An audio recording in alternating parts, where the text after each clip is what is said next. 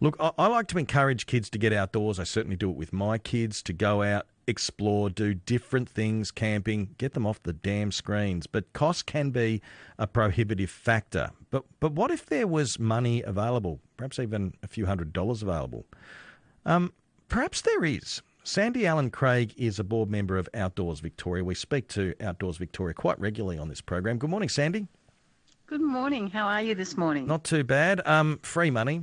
There's no such thing as Free free money. money. There's nothing better than free money. But what sort of money are we talking about? What money is available if people are thinking that, yeah, I'd love to get the kids out doing more, but it's cheaper for them to stay at home?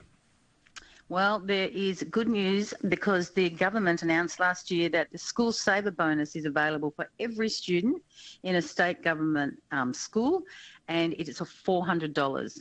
So every single student is allocated to that. If you're at an independent or a faith-based school, you can apply, and that will be based on a means test. But every kid in a state government school is able to get this $400. It's sitting there in an account ready to go.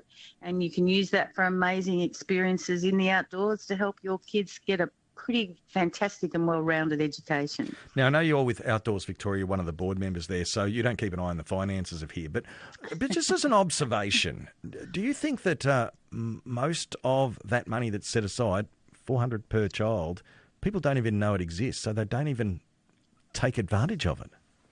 Exactly. And the thing that is fantastic is that if we can get the word out, you can use it for anything. And we're trying to encourage people to use it to enable their kids to go on outdoor education programs or camps. Just get them outside, outdoors, away from the screens, where they can go and experience some amazing activities like surfing or climbing or paddling or just hiking a mountain and seeing the sunrise and building a bit of resilience and getting some independence and making new friends. So that $400 is available for every child in a state school.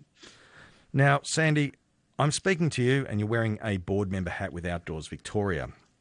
But you're Yes. also, as I understand it, you are a lecturer in outdoor education. And I wanted to ask about this. I guess that intellectually we kind of understand that getting kids outside and off screens is a good thing. But you've actually studied this.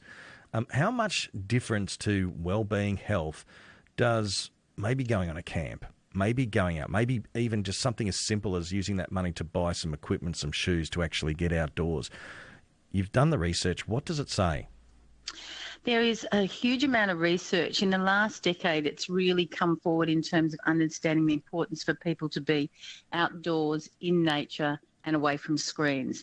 There's a lot of information out there in terms of the calming effect that nature has, of the ability to get some re-energy. Also, when you're taking kids outdoors, they get to work with other kids, they get to work with their teachers in a different relationship, and they get to try new things, which often gives them confidence to do other things and to build more friendships and to get courage from finding something that they did that was challenging, that they got success.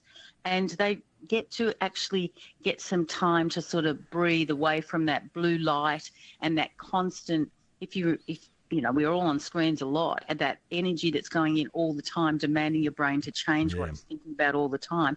To be able to climb a mountain and perhaps look at a sunrise, or just even a mountain vista, or to walk amongst some, beautiful mountain ash, or, put some snorkel and goggle on and go and put your head in the water and have a look what's underneath there. Those sorts of things have a very, very positive effect on students' mental energy. It reduces anxiety. If you're in the ocean, they talk about the fact that there is more ions that are given off from the ocean, which actually, we're, 70, 90% water, and how that affects and calms our whole well-being. So it's incredibly important for us to spend time outside our sort of four walls, away from screens, built environments, and out in natural environments, fresh air, beautiful views, that sort of thing. Sandy, you're not wrong. Just wondering, though, with this particular government help that we're talking about, is that something that parents need to chase up themselves to access it, or is this something that they perhaps should alert their schools to? What's the best way to actually take advantage of this?